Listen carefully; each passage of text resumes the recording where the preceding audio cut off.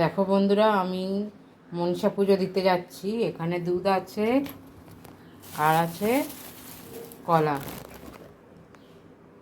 তাই আমি পুজো দিতে যাচ্ছি, তো আমি ওখানে ফোন নিয়ে যাচ্ছি না, তো ওই জন্য ভিডিওটা ওইখানে দেখাতে পারবো না। তোমরা তো মন্দিরটা দেখে হয়েছে যে কোন মন্দিরে আমি যাই। ওই মন্দিরে সব ঠাকুরই আছে, ওই মন্দিরেই মনসা পুজো দিতে যাচ্ছি।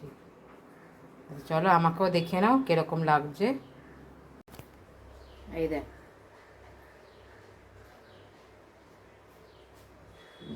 তো চলো এখানে রাখছি, আবার নেক্সট ভিডিওতে দেখা হচ্ছে। হ্যালো বন্ধুরা, দেখো আমি পুজো দিয়ে চলে এসেছি। তো আমাদের মনসা পুজো বলে অত নিরামিষ কিছু হয় না, তো এমনি শুধু দুধ কলা দিয়ে পুজো দিতে হয়, ওইটাই দিয়ে এসেছি। আমার শাশুড়ি আমাকে বলে দিয়ে গেছিলো যে মনসা পুজোটা করবে, তাই আমি মনসা পুজোটা দিয়ে এসে এই এখন লাঞ্চে বসলাম। মেয়েও পড়ে এসছে, মেয়ের তো আজকে ছুটি। আজকে সকালবেলার থেকে সে অনেকক্ষণ ধরে পড়া ছিল, আবার রাত্রে আছে 8টার সময়। তো এই এখন আমাদের লাঞ্চ হবে। তো লাঞ্চে দেখো কি হয়েছে আমাদের বাড়িতে। এই দেখো ভাত হয়েছে, আর এখানে হয়েছে মুগের ডাল ঝিঙে দিয়ে,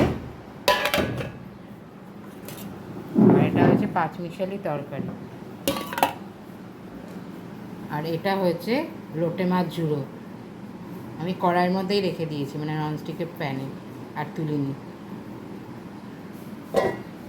এই হয়েছে আমাদের লাঞ্চের মেনু। তো চলো খেয়ে নিই, অনেকটাই দেরি হয়ে গেছে আজকে। তো আমার চ্যানেলটা কেমন লাগলো তোমাদের কাছে অবশ্যই লাইক সাবস্ক্রাইব শেয়ার করবে। আর মনটাও তো খুব একটা ভালো নেই, বাইরে তো অনেক কিছুই শুনছি। আমিও তো একটা মেয়ের মা, যদিও আমার মেয়ে এখন অনেকটাই ছোট। তো যাই হোক, সবাই যেন ভালো থাকে, মেয়েদের যেন রেসপেক্ট করা হয়, এটাই যেন ঠাকুর। যে চলে গেছে তো সে তো আর ফিরবে না। সে মমতা বলছে 10 লাখ টাকা দেবে তাকে, যতই তো টাকা দিই, যে যাওয়ার তো সে চলে গেল, সে টাকা দিয়ে তো তাকে ফিরে পাওয়া যাবে না।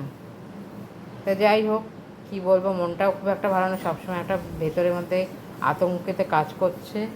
এই মেয়েও পড়তে টড়তে যায়, তো খুব একটা কেমন একটা হয় যেন, যে কি পড়াশোনা করাবো। এই পড়াশোনা করায় যদি এইসব শুনি, মনের ভেতরে একটা অদ্ভুত একটা জিনিস কাজ করছে। তো যাই হোক, চলো এখানে রাখছি। টাটা, সবাই ভালো থেকো, সুস্থ থেকো।